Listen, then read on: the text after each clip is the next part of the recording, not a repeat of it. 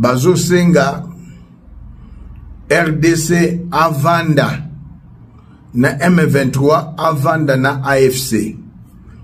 Basango balobi pour éviter le bain de sang et sengeli président a négocié.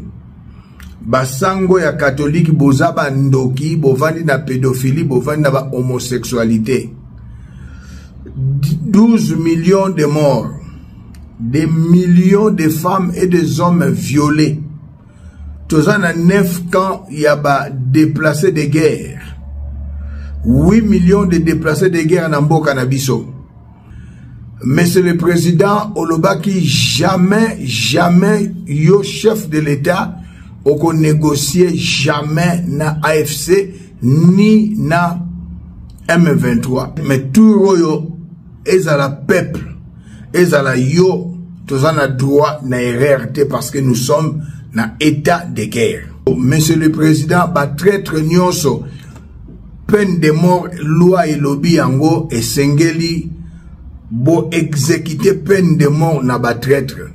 Le Rwandais Hutu Vital Kamerhe Moyibi monene akena ina Maroc po solo la masolo contre yo. Makambo kosala sikoyo na famille na biologique mutazalate. Na famille votre épouse Denise Nyakero mutu azalate. Masolo na ya politique bosolo la mosusu na Denise Nyakero te première dame. Bosolo la masolo ya foyer na bino, bosolo la masolo ya bana na bino.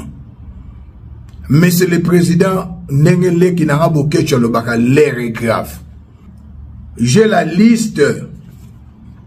Très cher président, il y a des traîtres. Traîtres avant la peine de mort. Vital Kamerhe, Oba civil. Azaria Suruberwa.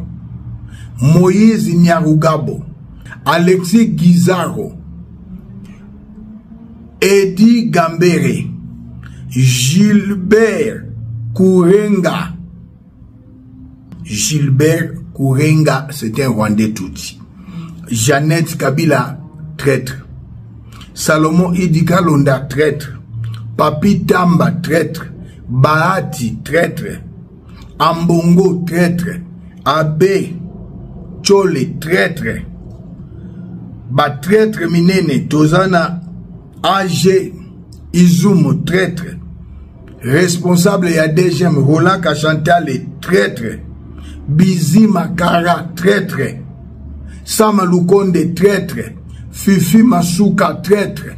Fortina Biselele, traître. Jantini Ngobila, traître. Na premier mandat na yo, Fortina Biselele, na Vital Kamerhe, na Mwasi Moko aza la présidence, bayo kanaki, babomi Gilbert Mundele, babomi Ilunga moninga na yo botanga na ye, babomi cousin azalaki na Londres, batonye Mukendi na Mukendi bafwana oya rutaki na Canada, ba vrai conseiller na yo babomaki bango pour Fortina Biselele atikala. Batumisa tu bateka carré minier. Fortina Biselele Mwasi Moko na mobali mususu. Na otanga kombo na bango na prochaine émission. Fortina Biselele asali nyonso na Mwasi Moko na mobali moko ba longoli conseil no ya Yambo, conseil spécial en matière François Beya ba longoli prison ye wanakei. Fortina Biselele bakangi ye Mwasi wana asali nyonso ba longoli Ajembelu. Mwasi wana a blâmé Gilbert Kankonde a démissionné. Mwana oyo Didier Boudimbu bakanga ede for na premier mandat na yo monsieur le président. Mwasi kaka wana a bengi a gangeli Ajembelu batiki Didier Boudimbu azosunga yote. Mwasi wana azosunga yote.